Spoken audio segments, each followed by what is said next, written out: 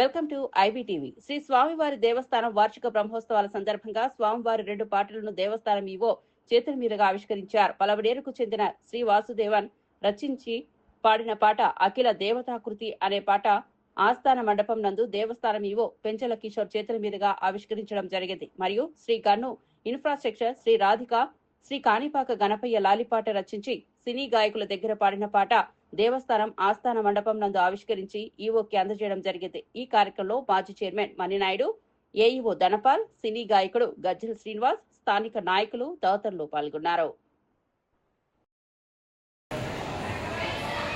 ప్రతి సంవత్సరం కూడా కల్పవృక్ష వాహన సందర్భంగా ఒక నూతన పాటను రచించి ఆవిష్కరించడం జరుగుతుంది.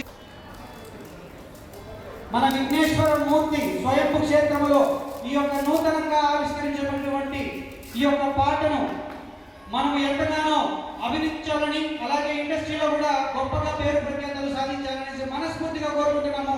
ఒక్కసారి గట్టిగా చెప్పడం కొట్టాలి ప్రతి ఒక్కరు కూడా.